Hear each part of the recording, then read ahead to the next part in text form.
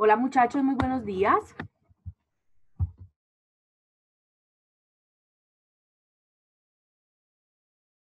Buenos días, profesora. Buenos días, Buenos doctora. días, profe. Buenos días, profe. Ya, Leonardo, buenos días a todos. Bueno, esperemos 3 minuticos a ver si logramos más quórum para poder dar inicio a la clase. Bueno, por Buenos favor, días. sus noticias listas.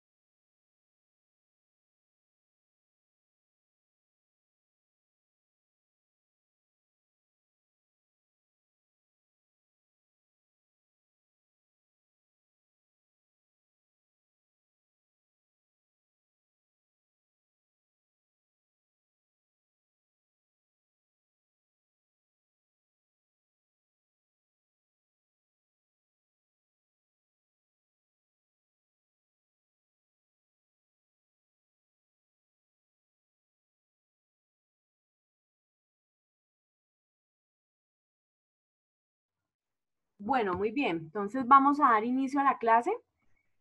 Por favor, Sebastián tiene noticia. Muy bien. ¿Quién más trajo noticia? Por favor, levante la mano.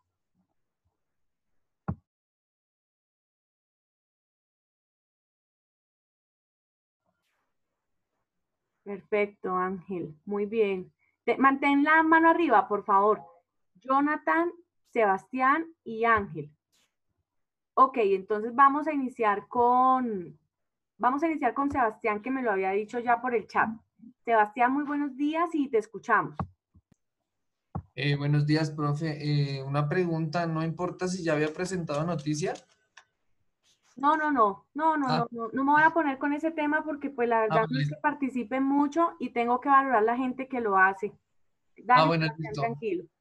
Bueno, listo, profe. Pues encontré una noticia que me parece pues interesante y es que es un misterio de por qué 400 ballenas resultaron muertas y también varadas en Tasmania, en la isla de Tasmania. Entonces, aquí dice que la bióloga marina Beatriz Ayala del programa de océanos WWF ayuda a entender la dimensión de la tragedia ocurrida en Australia, donde han fallecido 380 ballenas tras quedar varadas en la isla de Tasmania.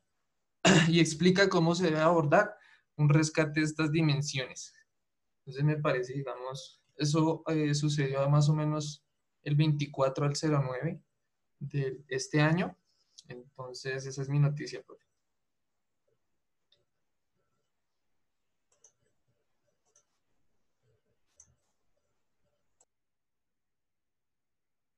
Espérame un momento, Sebastián, un momento.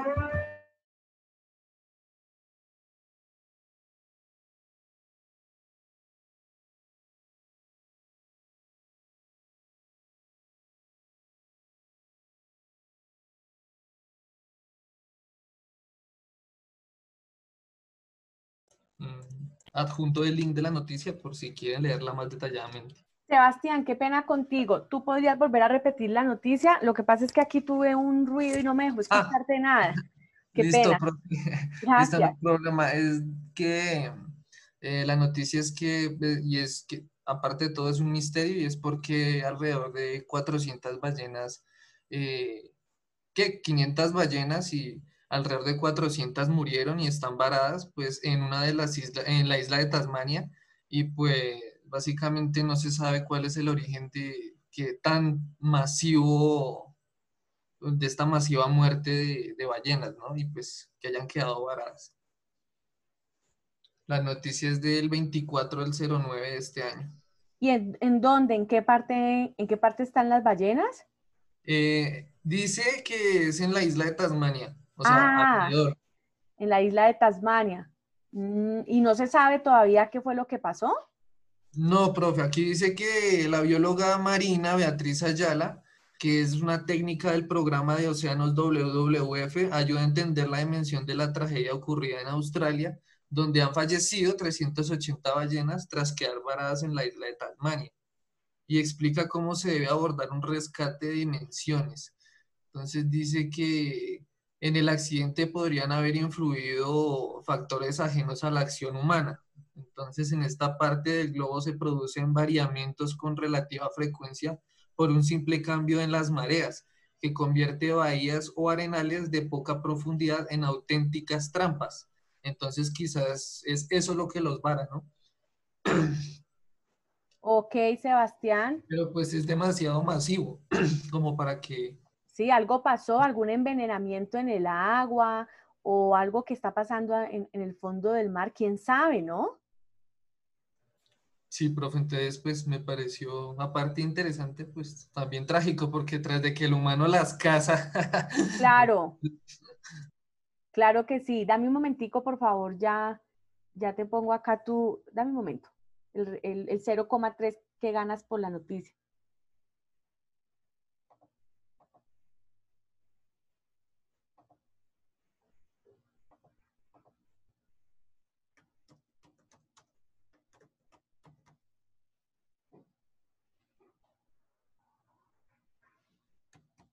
Perfecto, muy bien.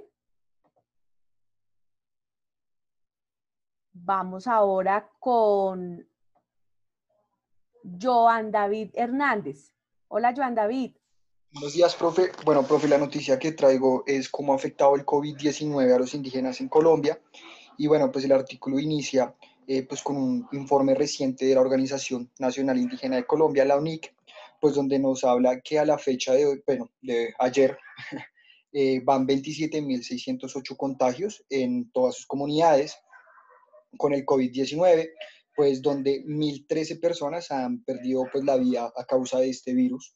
Y pues según la misma organización hay más de 537.252 personas o familias en riesgo de contagio, pues dado que el virus pues se ha expandido casi en el 93.5% de los municipios de Colombia, pues donde en 639 de estos pues hay presencia indígena.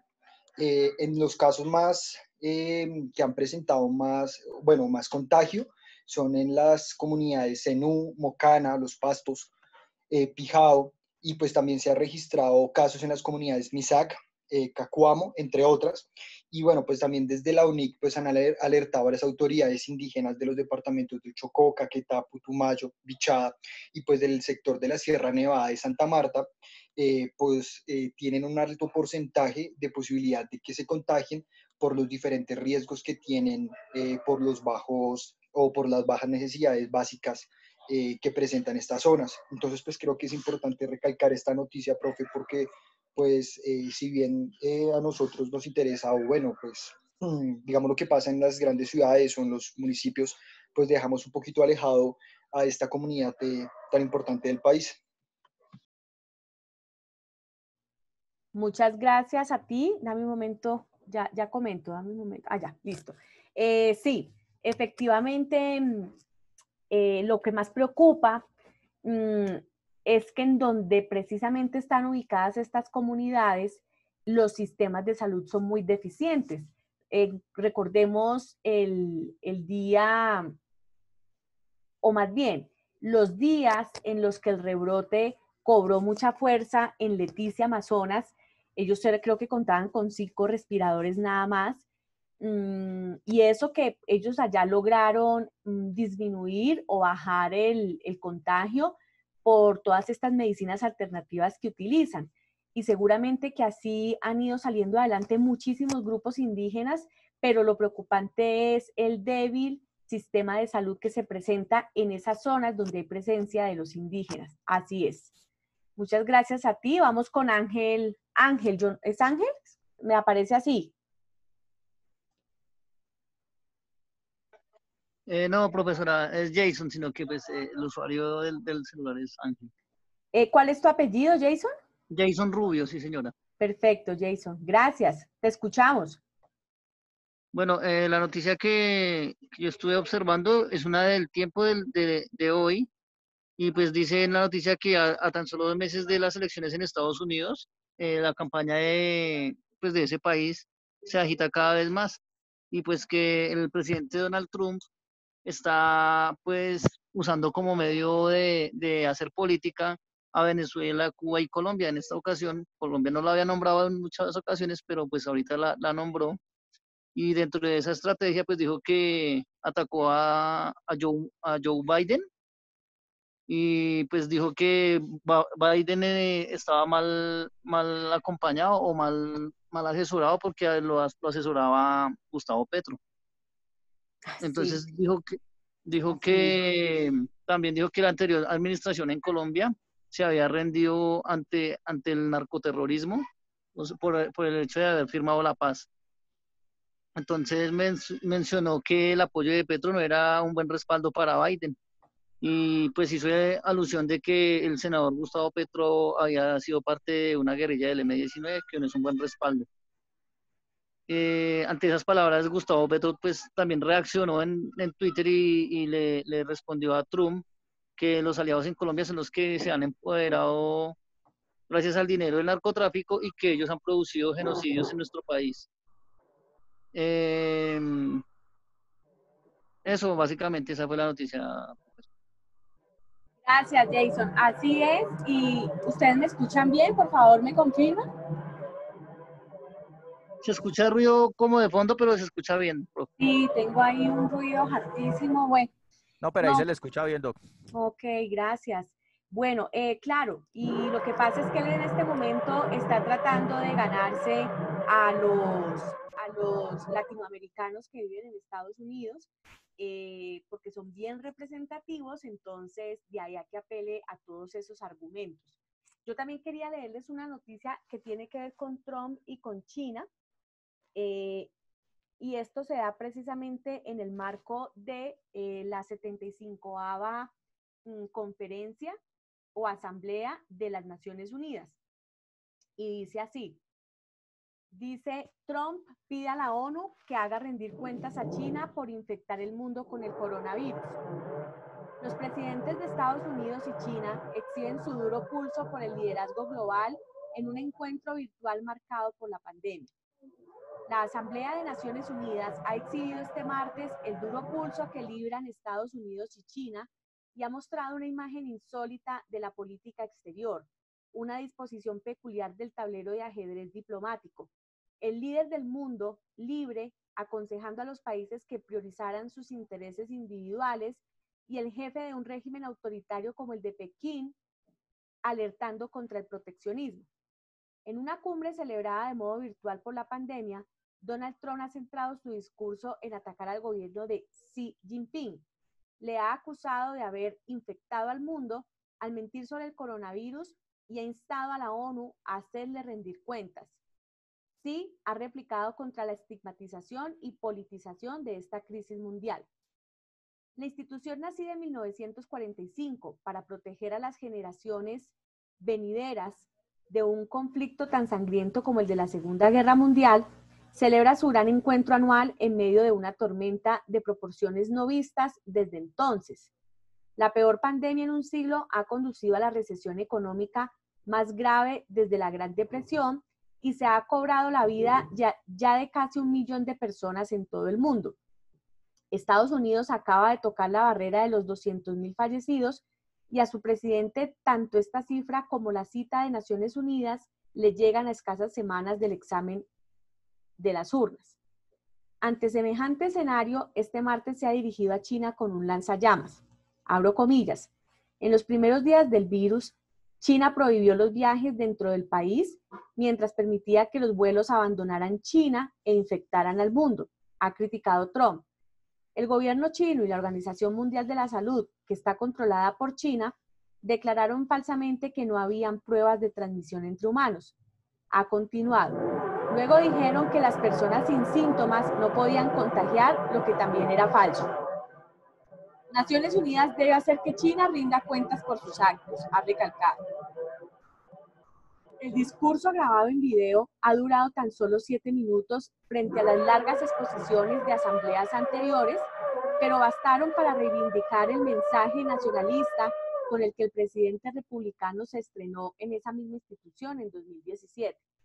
Este martes, además, ha invitado al resto del país a imitar su giro contra el globalismo. Abro comillas. Durante décadas, las mismas voces cansadas propusieron las mismas soluciones fallidas, buscando ambiciones globales a expensas de su propia gente. Pero solo si cuidas de tus propios ciudadanos encontrarás una base real para la cooperación. Como presidente, he rechazado los enfoques del pasado y me siento orgulloso de poner a Estados Unidos primero, tal y como ustedes deberían poner a sus países. Es lo que deberían hacer, ha señalado. Una de esas viejas máximas de la diplomacia o de la política general dice que el hueco que uno deja enseguida es ocupado por otro. Y eso es lo que ocurre en el frente Washington-Pekín. La era de Donald Trump ha allanado el camino para que Xi Jinping intente presentarse ante el mundo como adalid de la cooperación y la Asamblea de la ONU lo ha mostrado con claridad. Apenas unos minutos después de la intervención del estadounidense, tan solo separado por el discurso del turco Recep Tayyip Erdogan, ha llegado el turno de palabra de Xi Jinping, quien ha hecho de su discurso un canto al multilateralismo. Abro comillas. El mundo nunca va a volver al aislamiento y nadie puede cortar los lazos entre países, ha dicho el líder del régimen chino, quien ha asegurado que su país no va a participar en ninguna guerra ni fría ni caliente, en referencia a los múltiples frentes abiertos con Estados Unidos en el terreno comercial, tecnológico y de defensa. Los grandes países, abro comillas, deben comportarse como grandes países. Ha llegado a decir sí en tono de regañina y ha instado al gobierno de Trump, sin nombrarlo, a no politizar o estigmatizar la crisis del coronavirus. El pulso entre ambos gobiernos comenzó con las críticas a las prácticas proteccionistas de China y las acusaciones de robo de propiedad intelectual a empresas estadounidenses, asunto en el que coincide el rival de Trump en las urnas, el candidato presidencial demócrata Joe Biden. Al inicio de la pandemia, cuando parte del pueblo chino mostró sus quejas por el modo en que el régimen había ocultado el inicio de la crisis, Trump dio un espaldarazo a Xi Jinping. Sin embargo, conforme el coronavirus se extendió por Estados Unidos y crecieron también las críticas contra el presidente estadounidense por su gestión de la pandemia, los cañones se dirigieron a Asia. Fue entonces cuando el republicano comenzó a hablar del virus chino y a acusar a la OMS, de la que ha decidido desvincularse, de haber actuado en conchabanza con Pekín para ocultar sus responsabilidades.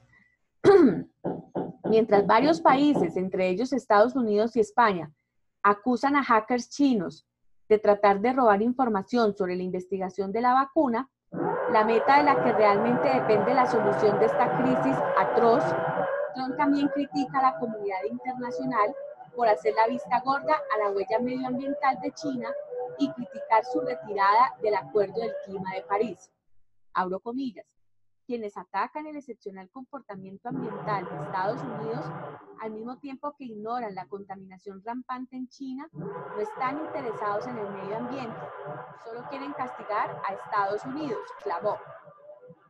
Este es el duelo que se ha escenificado en las pantallas del cuartel general de Naciones Unidas en Nueva York, a donde solo acudieron en persona los altos cargos de la institución y los embajadores de cada país en Estados Unidos.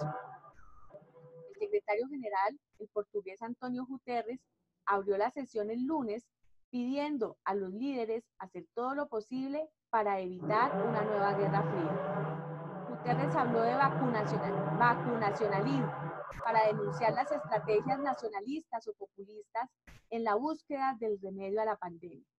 Estamos avanzando en una dirección muy peligrosa, enfatizó. Así está el sistema internacional. Bueno, permítame un momento, ya comparto las diapositivas. Un momento, por favor.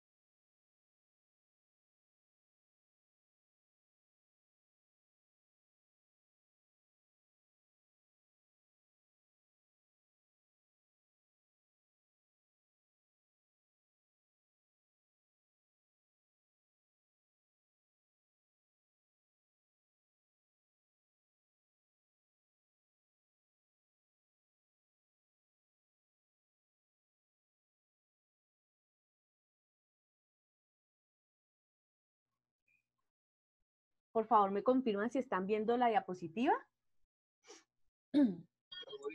Sí, perfecto. Vale, muy bien. Entonces, veníamos hablando sobre cómo se había configurado esa violencia de mediados del siglo XIX. Por supuesto, hicimos alusión al Bogotazo, que es donde se inicia pues toda esta ola de violencia. Luego la aparición de las guerrillas liberales, posteriormente cómo transitamos en medio de toda esa convulsión política al Frente Nacional, tratando de pacificar el país, y vimos cómo pues desafortunadamente eso resultó fue ser un periodo lo más antidemocrático para la democracia del país. Y a raíz de ello, cómo surgen entonces las distintas guerrillas, producto pues de este pacto bipartidista, entre ellas las FARC en el 64, el ELN en el 64, el EPL en el 67, y después cómo surge el M-19 a raíz del fraude electoral que se da precisamente en el Frente Nacional en esta campaña en donde estaban compitiendo Misael Pastrana y el general Gustavo Rojas Pinilla.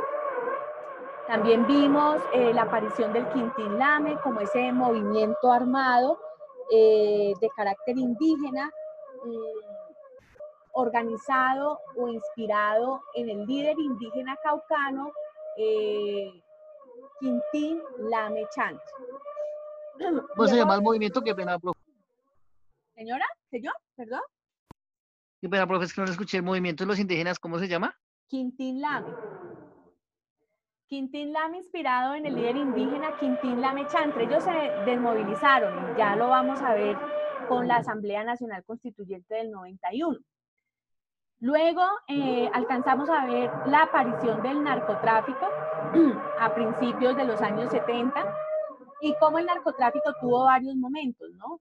El momento de la bonanza marimbera con la marihuana, el momento de la aparición de la coca y alrededor de esto la constitución o la organización de varios carteles de la droga y todos los efectos que dejó precisamente el narcotráfico en la vida económica del país, porque sufrimos una alta inflación, en la vida política, infiltraron las campañas políticas, hubo soborno, corrupción, en fin, el proceso 8000 es muestra de ello.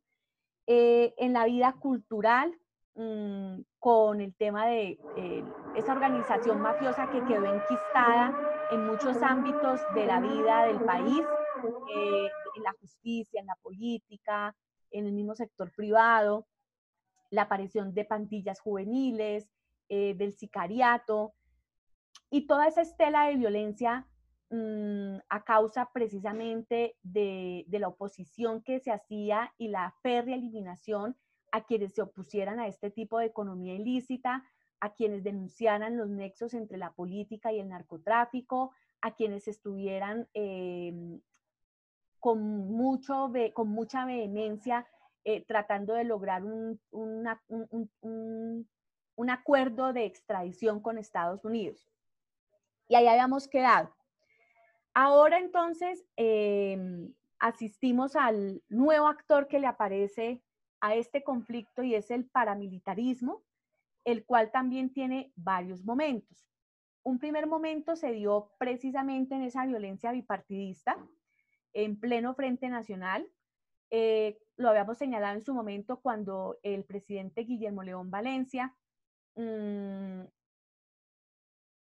prácticamente autoriza de una forma tácita la aparición de unos grupos contraguerrilla, y básicamente aquí estamos hablando de los pájaros. Recordemos que los pájaros fueron esos ciudadanos afectos al conservatismo y campesinos que se armaron para combatir la guerrilla y que también dejó toda una estela de violencia. El segundo momento es cuando los carteles de la droga deciden armar sus propios ejércitos, precisamente con dos objetivos. El primero, salvaguardarse del secuestro y de la extorsión. Y segundo, tratando de disputar esos territorios donde estaban las guerrillas, y pues precisamente eran esos territorios donde ellos cultivaban pues la coca, la marihuana y demás. Recordemos que una hermana de Gonzalo Rodríguez Gacha es secuestrada por la guerrilla, y ahí es cuando ellos crean el movimiento Muerte a Secuestradores. Y ese movimiento estaba, por supuesto, fortalecido con el brazo armado del paramilitarismo. Un tercer momento, que ya esto es más o menos en los 90, lo otro está hablando de 70s, 80, acá en los 90, el paramilitarismo se vuelve el ejército privado de ganaderos y agricultores de nuestro país. Desafortunadamente, pues, esta gente se arma hasta los dientes para preservar sus propiedades, preservar su capital, y también empieza una alianza con los políticos. ¿Por qué? Porque como habían disputado estos territorios con los campesinos, habían despojado de tierras a muchos de ellos. Por eso es que se presentó esa de ese desplazamiento forzado gigantesco en nuestro país, que dejó más de 8 millones de personas desplazadas. Los paramilitares básicamente se adueñaron de esos territorios, eran minifundios, y necesitaban del sector político para lograr legalizar precisamente la titularidad de esas tierras. Lamentablemente se dice en el país que el 30% del Congreso en ese momento estaba cooptado por paramilitares. Y asimismo su organización interna también ha tenido transformaciones. En los 80 surgen como Autodefensas Unidas de Colombia. En el 94 se transforman a Autodefensas Campesinas de Córdoba y Urabá, donde realmente se fortalece este movimiento. En el 97 vuelven y se transforman a Autodefensas Unidas de Colombia, pero ya pues con el objetivo claro de hacer presencia a nivel nacional, y es donde se hace pues ese vínculo fuerte con la clase política. Y en el año 2005 se da la desmovilización en el gobierno del expresidente Álvaro Uribe, desmovilización que fue un fracaso porque el 22% de estos paramilitares reincidieron, y reincidieron para conformar nuevos grupos alzados al margen de la ley, que es lo que hoy conocemos como precisamente estos grupos de las BACRIM, las bandas criminales. Otros están en Estados Unidos, dicen que porque cayeron nuevamente en el narcotráfico. Otros opositores dicen que porque había mucho de verdad allí que había que decir. En fin, pues ese es como el panorama general del paramilitarismo. Y aquí quiero que veamos el siguiente video, que me parece que explica con mucho más rigor en qué consistió el paramilitarismo. Entonces, permítanme, por favor.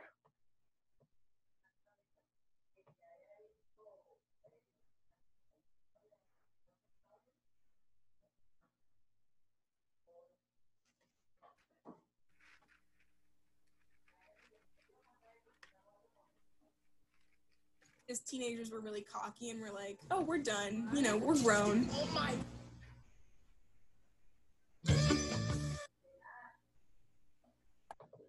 Profe, no sé si soy la única, pero no vemos tu pantalla. No, apenas lo voy a compartir. Porfa, confírmenme si ahí ya. Ya, ahora sí, profe. Sí, profe, ahora sí. Sí, ya hice, profe. Perfecto.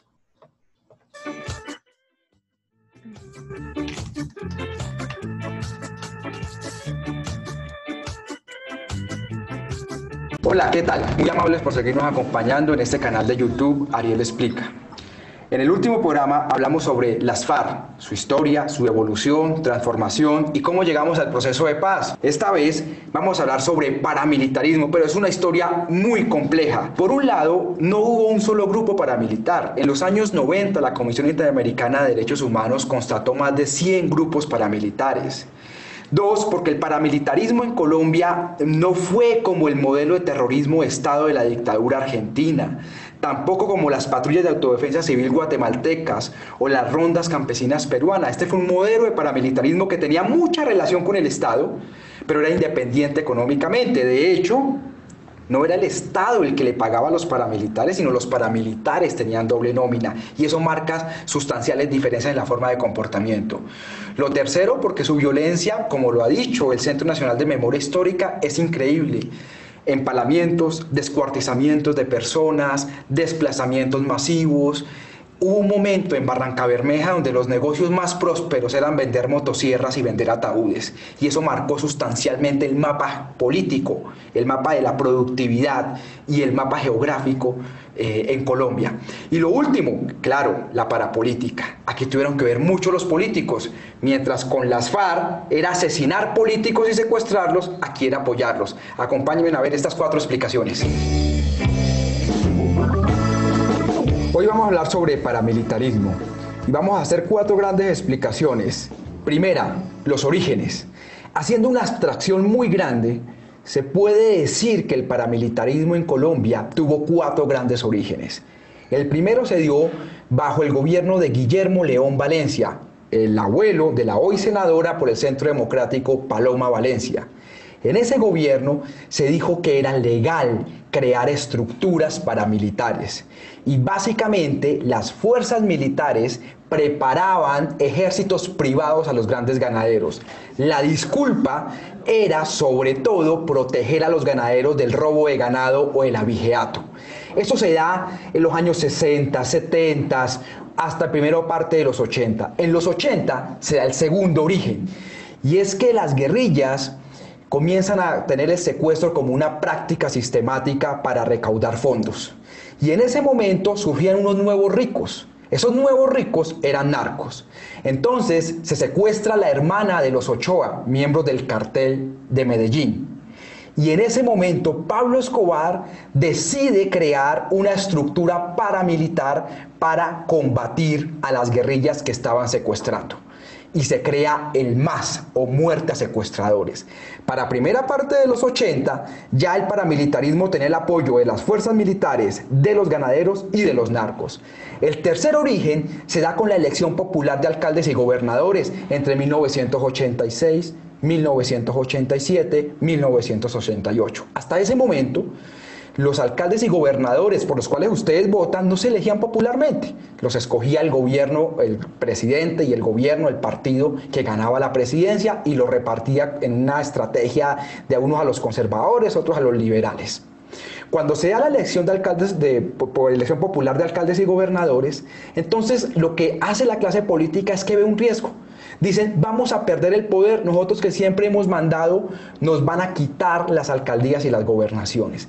Entonces los políticos buscan a los narcos y buscan a los paras para matar a la competencia política.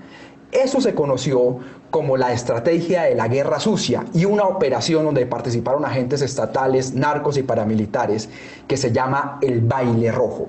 Más de 4.000 miembros de la UP fueron masacrados, pero no solo la UP, muchos otros. Para finales de los 80, entonces los paras ya tenían el ejército, tenían los ganaderos, tenían los narcos y tenían la clase política. El cuarto momento de los paramilitares, pues obviamente es todo el contexto de la Guerra Fría y la lucha contra el comunismo.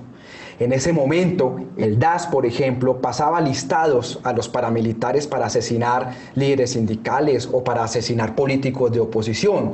De hecho, José Miguel Narváez, que termina siendo contratado por Fedegan en la administración de José Félix Laforí, el esposo de la hoy senadora María Fernanda Cabal, lo tuvo de asesor, fue uno de los determinadores del homicidio de Jaime Garzón. Desde ese momento era asesor de los grupos paramilitares. También en ese momento estaba toda la lógica de los contratistas y mercenarios. Jair Klein estaba trabajando para los grupos paramilitares, y existía toda la lógica de limitar todo lo que fuera oposición, porque eso era comunismo y era de izquierda. Así, para 1997, el paramilitarismo tenía el apoyo de parte de las fuerzas militares, los ganaderos, sectores políticos, élites políticas locales y regionales y narcotraficantes. Así Carlos Castaño crea en 1997 las Autodefensas Unidas de Colombia. De hecho, Castaño era miembro del cartel de Medellín, pero terminó trabajando para el DAS y para los Pepes, o perseguidos por Escobar, bajo el alias o el seudónimo de Alecos. Una vez cae Escobar, el Estado prácticamente legaliza todos los ejércitos de los Pepes. Luego pasan a llamarse las famosas Convivir, y una vez se ilegalizan las Convivir entre el año 96 97, casi unos días después se crean estas Autodefensas Unidas de Colombia, y en ese momento se lanza la primera gran ofensiva paramilitar. Obviamente, y esta es la segunda explicación, grupos paramilitares hay desde los años 60, como les dije en la introducción, y la Comisión Interamericana de Derechos Humanos identificó más de 100. Pero su principal ofensiva y su articulación en una federación se dio en 1997 con el mando de Carlos Castaño y con las Autodefensas Unidas de Colombia. En ese momento lanzan una ofensiva por todo el país, y eso es lo que muchos llaman que fue la verdadera guerra en Colombia. Más de 8 millones de desplazados, personas que les quitaban las cabezas, los descuartizaban, empalamientos, fue toda esa ofensiva. Y aquí hubo tres características. Uno, el campo arrasado, los paramilitares llegaban y quemaban casas, como esta noticia del Tiempo, para el caso de Ituango, quemaron 100 casas. Y decía uno de los hermanos Castaño, Fidel, nosotros llegamos y arrasamos con todo, los que se van es porque tienen que ver y los que se quedan tienen que trabajar con nosotros. 2, unos temas que llamaban homicidios ejemplarizantes. Cortaban cabezas, violaban mujeres, como les decía también en la introducción, en Barranca Bermeja, donde operaba el bloque Central Bolívar, uno de los negocios más rentables era vender motosierras. En Putumayo había un comandante paramilitar que le decían el alias de motosierra. Y ese tipo de violencia indiscriminada contra la población pues causaba adhesión. Nadie podía protestar o decir algo porque inmediatamente le cortaban la cabeza o lo desmembraban. Y lo tercero muy importante es que eso causó una homogenización política. Es decir, los paramilitares con toda esa cantidad de desplazamiento podían direccionar esta población para que votara por X o por Y candidato. Ese es el origen de lo que se entiende como parapolítica, la captura de la representación política de los cuerpos uninominales y plurinominales en el Estado colombiano. Tercera explicación, ¿se acuerda que en el programa pasado hablamos de las FARC y el tema de la FARC política? La FARC política era secuestrar, asesinar y obligar a renunciar candidatos. Hubo algunos casos de apoyos, pero en general era sabotear. Y la vez pasada lo vimos esa explicación. La parapolítica era diferente, no se trataba ni de secuestrar ni de asesinar, sino de apoyar candidatos.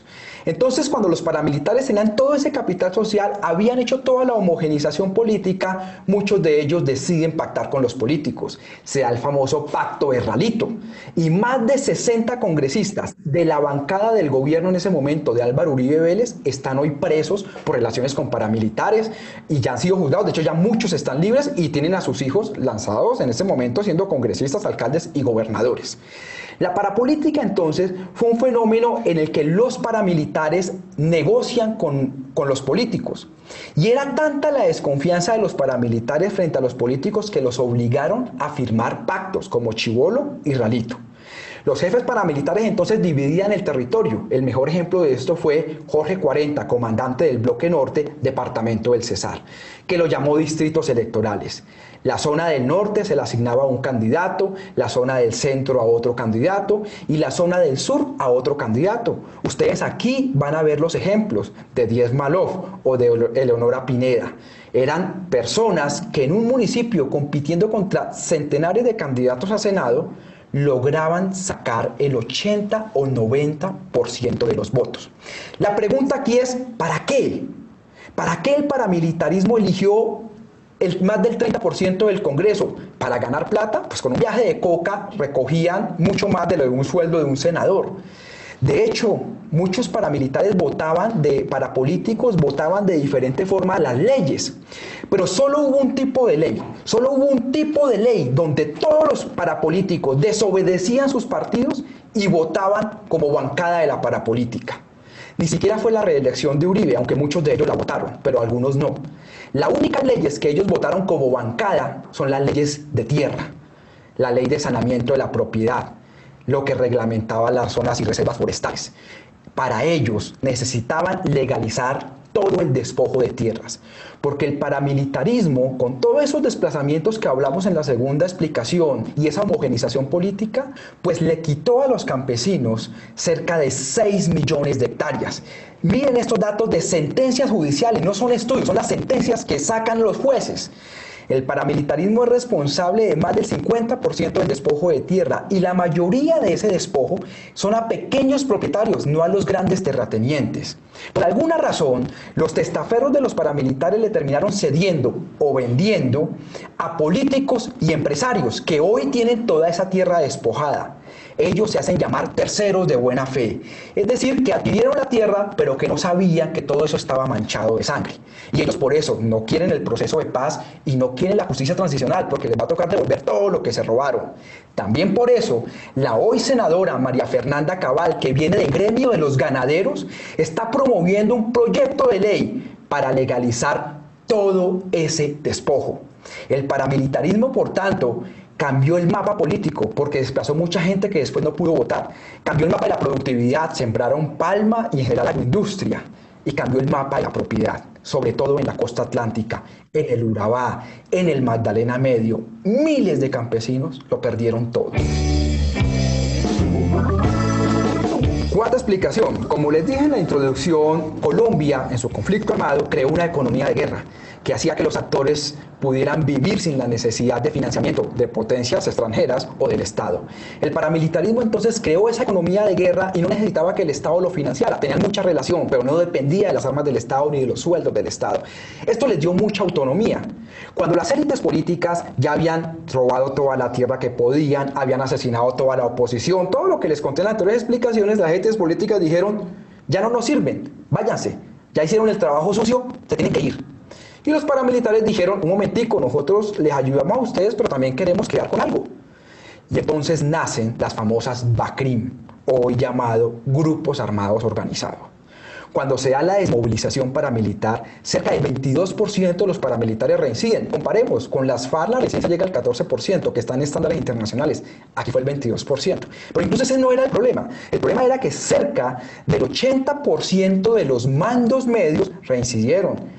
Pirata, Cuchillo, Sebastián, Valenciano, todos ellos, Don Mario, todos ellos se habían desmovilizado y luego se rearmaron.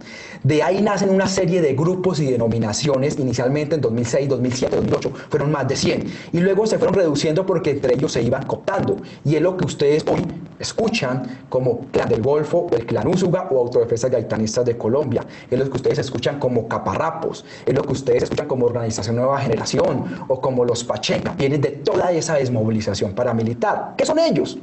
Ellos son mercenarios. Si usted que me está viendo tiene plata para contratarlos, para matar a alguien, los puede contratar. Yo los puedo contratar. Ellos se venden al mejor postor. Muchas de estas pequeñas estructuras mercenarias son las que matan líderes sociales, pero no por un tema ideológico, sino porque hay alguien detrás pagándole. Esa es la herencia de esta guerra. Que hasta la vida de una persona vale 500.000 pesos de un líder social, porque hay un montón de mercado negro de mercenarios que trabajan al mejor postor. Son como guardias pretorianas, como ejércitos privados. Yo sé que usted no me va a creer todo esto que le estoy contando. Le pido el favor que lea el informe del Centro de Memoria Histórica Basta Ya, que vea los libros que nosotros hemos escrito en la Fundación Paz y Reconciliación, que mire las noticias, que haga un estudio y se dará cuenta que hay una relación perfecta entre clase política, paramilitarismo y violencia política, porque aquí que en este país el que piense diferente lo pueden matar.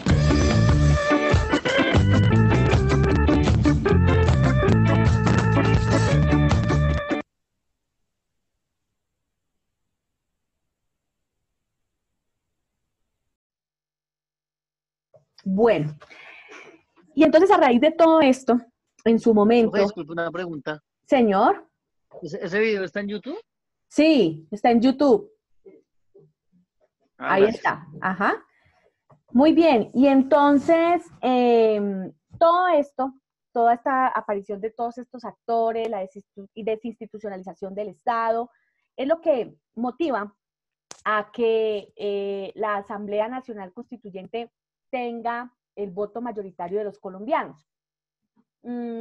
Tanto así que, pues efectivamente, se instalan, se posesionan 74 constituyentes, 74 constituyentes liderados por distintos partidos y movimientos.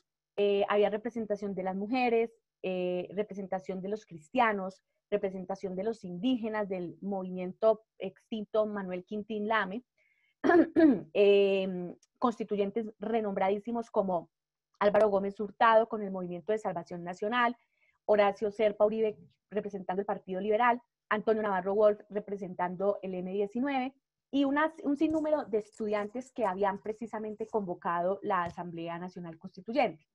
Se expide entonces la Constitución del 91, se expide en nombre del pueblo, donde básicamente se afirma que la soberanía del país radica en el pueblo, y radica en el pueblo porque la Constitución va más allá de la democracia representativa, les da todos los mecanismos en los cuales los colombianos pueden participar de la vida pública del país. Entonces, en primer lugar, pueden votar. Ya se suprime cualquier tipo de condicionamiento para sufragar. Se establece el sufragio universal. Los únicos requisitos es ser mayor de edad y nacional colombiano. También se crean varios mecanismos de participación ciudadana, como el referendo, el plebiscito, el cabildo abierto, la consulta popular, la revocatoria del mandato, lo cual permite que la gente también empiece a darse su propio destino, su propia autodeterminación. Se da la elección popular de alcaldes y gobernadores. Recuerden que antes eran elegidos por el presidente. Y se empieza a profundizar también en la descentralización, precisamente la descentralización política que responde a esa elección popular de alcaldes. Y algo también de descentralización administrativa para gobernadores y alcaldes en el manejo de los asuntos públicos. También se empieza a hablar de un Estado social de derecho, no solamente el Estado sujeto a la normatividad jurídica del país, sino que también se le imprime el carácter social.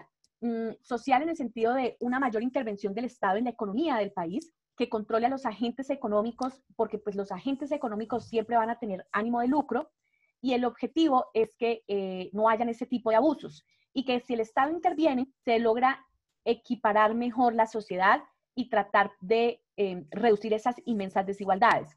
La Constitución del 91 también establece la libertad de cultos, ya no es el catolicismo como la religión oficial de la sociedad, y también establece la libertad de pensamiento y la libertad prácticamente política. De ahí que entonces ya en Colombia se haya superado el discurso del bipartidismo para pasar al multipartidismo y que la gente pueda entonces fundar movimientos y partidos políticos, constituir asociaciones, organizaciones, etc. Sí, es la séptima papeleta, así es, Caro. La séptima papeleta, así es.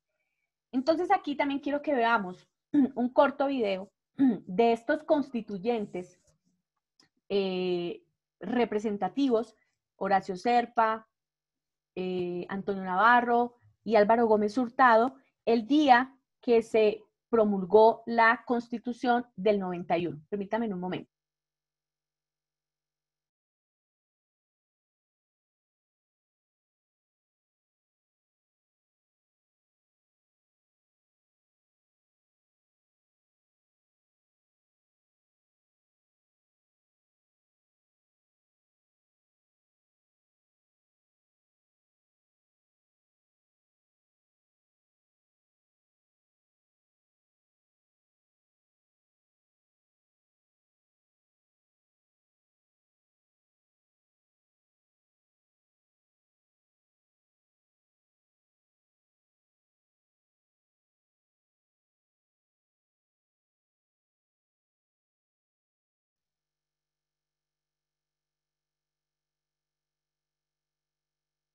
Todos los mejores resultados y soluciones. Aprovecharlo debiéramos, percatándonos de sus bondades y asumiendo el propósito claro de defender la causa común de la convivencia y el desarrollo. Las nuevas prescripciones han de ser tomadas con confianza y respetadas al abrigo de los más altruistas propósitos. En ellas se advierte que aún en los más dramáticos momentos se encuentran oportunidades y estímulos para el mejor vivir. Fue el propio pueblo quien luchó esta gran oportunidad. Fuimos los constituyentes su instrumento y estamos seguros de haber cumplido seriamente el encargo. Fueron los partidos y las diversas manifestaciones sociales los que con empeño crearon el clima apropiado para la discusión y las realizaciones. Fue el presidente César Gaviria quien con su liderazgo y atención impulsó el proceso, lo hizo viable, lo estimuló constantemente, lo alimentó con ponderadas propuestas y lo defendió del escepticismo, la desconfianza y aún de la malquerencia de los que nunca entendieron sus bondades. Sin duda ninguna, es el presidente Gaviria el personaje más sobresaliente de la reforma de 1991 y su diligente y ponderado gobierno un factor importante de realizaciones en cuya representación estuvo siempre confundido con el poder constituyente la figura notable del señor ministro de Gobierno, doctor Humberto de la Calle Lombana. El liberalismo en la constituyente le cumplió al pueblo colombiano. Fue vocero infatigable de sus inquietudes y con el criterio democrático y social de su doctrina estuvo siempre al frente de las más trascendentes decisiones. Vivo ejemplo fue en sus preocupaciones, en su sensibilidad social, en la responsabilidad de sus trabajos, en la patriótica grandeza con que se desempeñó cada uno de sus miembros, de lo que en adelante ha de ser el liberalismo para la Colombia grata que soñamos siempre y hoy comenzamos a construir. El mérito de este trabajo, que no vacilo en calificar de memorable, fue de la Colombia representada en estos queridos 74 colombianos, liberales, conservadores, de la Alianza Democrática M19, de Salvación Nacional, de la Unión Patriótica, del EPL, Quintín Lame y PRT, cristianos, indígenas, políticos y obreros, ricos y pobres, capitalinos y provincianos, intelectuales, campesinos, exguerrilleros, Colombia entera en el recinto de las más ponderadas deliberaciones, todos igualmente preocupados, todos igualmente bien intencionados, todos igualmente patriotas, produjeron un resultado de enorme beneficio, la posibilidad saludable de la paz. Ojalá llegue muy pronto para los colombianos y los 30 millones de hermanos que a partir de hoy comulgan con los propósitos inigualables de la Constitución de 1991, dispuestos estén a participar en la formidable empresa de convertir a Colombia en la patria convivente y justa que todos tenemos derecho a gozar. Que así sea, por la grandeza de Colombia.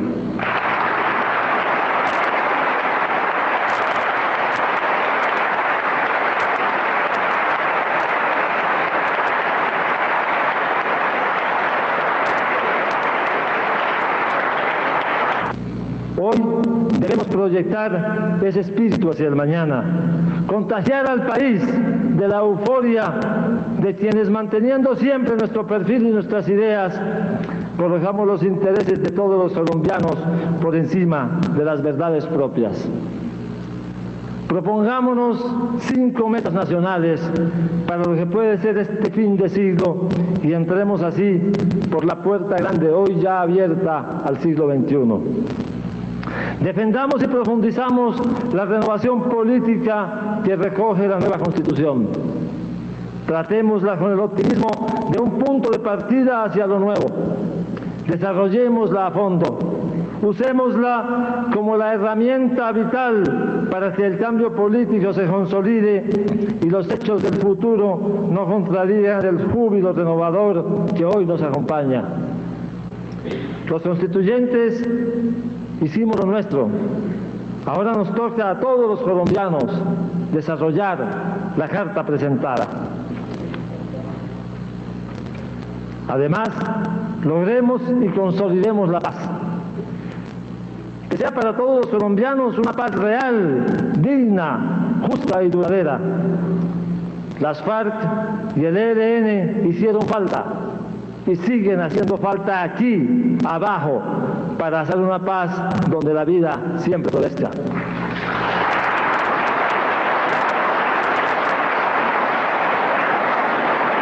Construyamos además un nuevo modelo de desarrollo económico donde quepamos todos. Un modelo en el cual, a la par que mantengamos la dinámica del crecimiento, incorporemos a él a toda nuestra economía, la informal, la formal. Creemos nuevas y justas relaciones entre capital y trabajo. Edifiquemos empresas que no le tengan miedo al riesgo y a la competencia. En pocas palabras, reemprendamos el propósito, al parecer hoy desfallecido, de una industrialización rural y urbana que integre al país y que contemporice con las condiciones del mundo actual. Consigamos la justicia social tan largamente aplazada para que en Colombia por fin la democracia tenga sabor a leche y a miel para todos. La justicia para ese 25% de la población marginada que nuestra sociedad reproduce aparentemente sin salida, pero que ahora, con las herramientas nuevas de la Constitución, puede y debe lograrse. Y por último, avancemos con ahínco, con terquedad hacia la integración con nuestros más cercanos vecinos, con el continente sudamericano, con los hermanos de América Latina y también, ¿por qué no?, con la a veces incómoda, pero siempre presente potencia del norte sobre el respeto mutuo como base. colombianos, cumplimos el mandato del 9 de diciembre. Pasamos las páginas de la historia cambiando 1886 por 1991. Las puertas del porvenir están abiertas y a través de ellas se asoma el nuevo país. Ahora, cumplida la misión, nos toca a todos, a ustedes y a nosotros, a quienes creímos y a quienes no creyeron, construir una Colombia de la dimensión de la Constitución que hemos forjado. Un país donde vivamos con fe y pongamos con orgullo en manos de nuestros hijos y de los hijos de nuestros hijos el mañana. Muchas gracias.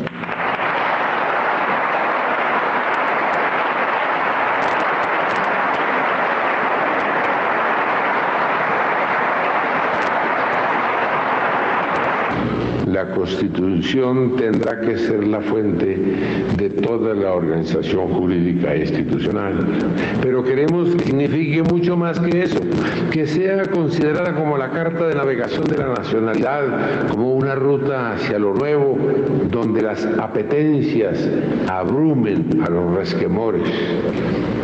Quiso Dios propiciarnos esta oportunidad de contribuir a la grandeza. Es un inmerecido don de la divinidad que agradecemos desde nuestra humilde condición de no ser sino briznas de hierba en las manos del Todopoderoso. Hemos recogido el país. Hoy es un solo haz. Ha desaparecido toda causa para la violencia.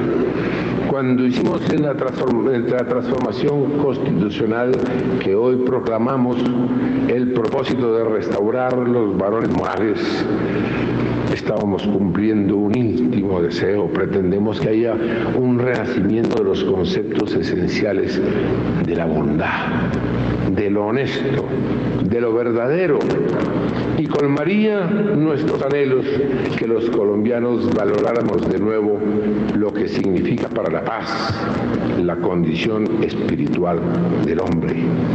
Allá, en lo alto, siguen estando todas las posibilidades de preservar para siempre la dignidad humana.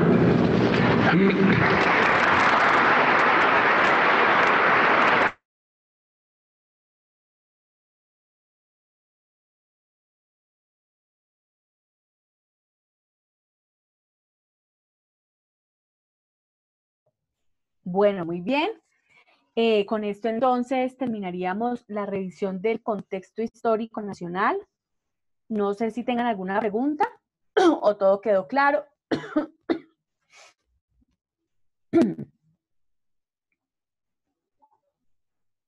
Bueno, entonces, si Dios quiere, nos vemos en 8 días para iniciar ya la revisión del contexto internacional.